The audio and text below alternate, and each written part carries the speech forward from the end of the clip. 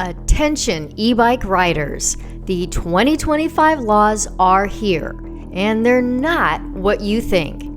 If you love the freedom of riding your e-bike, you might want to sit down for this. California has dropped a regulatory bombshell on e-bike riders, and the changes could fundamentally alter the way you ride. New rules are cracking down on throttles, motor power, and battery safety. And it's not just California. Other states are watching closely and may follow suit. So, what does this mean for you? For some, it means costly modifications to make their e-bikes legal. For others, it could mean an outright ban on their current ride. If you rely on your e-bike for commuting, recreation, or delivery work, these laws might create more headaches than solutions. But don't panic just yet. I'm going to break down exactly what's changing, why lawmakers are doing this, and what you can do to keep riding without getting hit with fines or penalties. Let's navigate this mess together. As of 2025, several U.S. states have implemented new regulations affecting e-bike riders. These laws aim to enhance safety and standardize e-bike classifications, but have raised concerns with the riding community.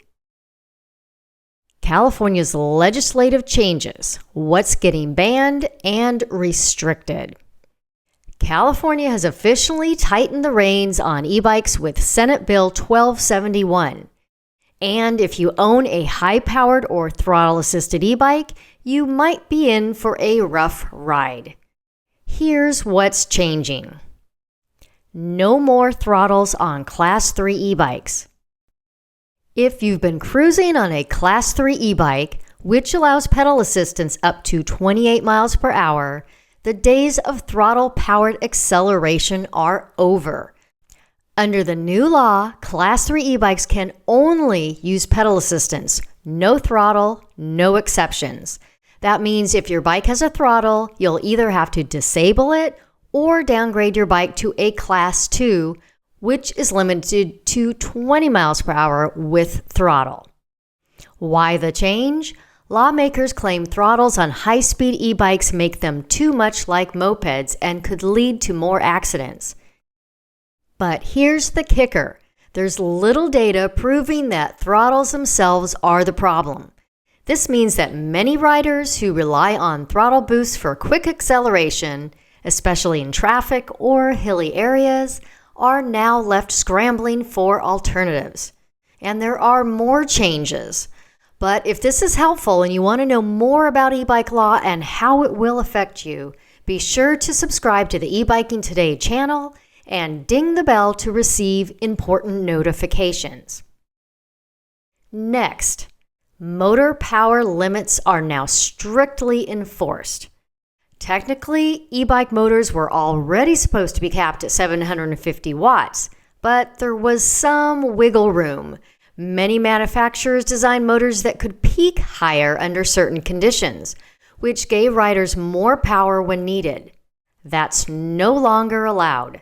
The new law clearly states that any e-bike exceeding 750 watts is illegal for street use.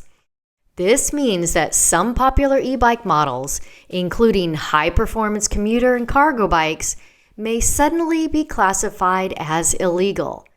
If your e-bike falls into this category, you may be looking at costly modifications or the risk of fines if you get caught riding it.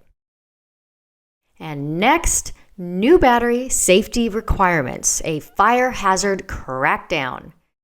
California isn't just targeting speed and power, it's also going after e-bike batteries. Due to an increasing number of lithium-ion battery fires, especially in New York City, California is requiring all e-bike batteries to meet strict safety certifications. While safety is important, this means many cheaper, budget-friendly e-bikes could be pushed out of the market if they don't meet the new standards. And this means more expensive batteries for us. The law is aimed at preventing fires from low-quality off-brand batteries, but if you've ever bought an aftermarket battery to extend your range, you may want to double check that it complies with the new rules. Let's look at what these new laws mean for riders and how to stay ahead of them. Let's be honest, these laws feel like they're punishing responsible e-bike riders more than they're solving real safety issues. Isn't it just a few riders making the rest of us look bad? And what about our safety?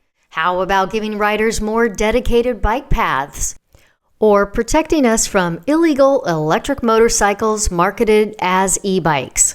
Or making cars drive more responsibly? The truth is, taking away a throttle for commuters who need to get to work quickly removes their ability to ride with traffic and get through intersections safely. Although there are lots of changes to be made that will improve safety for e-bike riders, let's focus on what you can do right now to protect yourself and keep riding legally. Check your e-bike specs. If you own a Class 3 e-bike with a throttle, consider disabling it or reclassifying your bike to avoid fines. If your motor exceeds 750 watts, check with your manufacturer about legal modifications. Basically, you'll need to decide whether you want a faster bike without a throttle or one limited to 20 miles per hour with a throttle. Verify your battery. If you've bought a third-party battery, make sure it meets California's new safety standards. Otherwise, you could face restrictions or even be forced to replace it. Stay informed and speak up. These laws were pushed through with little rider input. Get involved with local advocacy groups, sign petitions, and contact your representatives to demand better e-bike policies that balance safety with rider rights.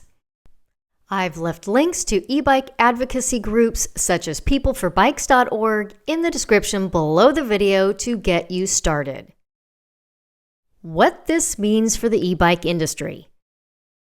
The e-bike industry is already adapting to these evolving regulations.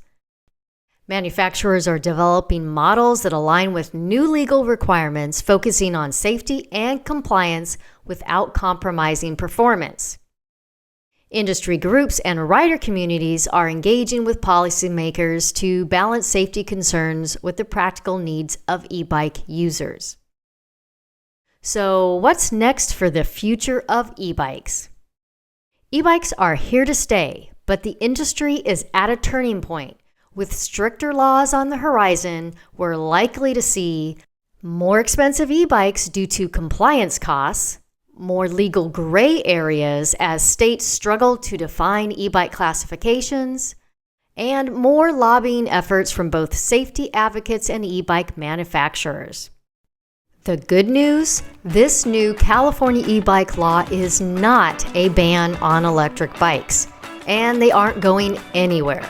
The demand for electric mobility is skyrocketing, and while these new laws might be frustrating, they're not the end of the road. With enough rider support and industry pressure, we could see more reasonable e-bike laws in the future. So here's the bottom line. Don't let these new rules stop you from riding, but stay informed, make adjustments where needed, and keep pushing for better policies. And most importantly, enjoy your ride.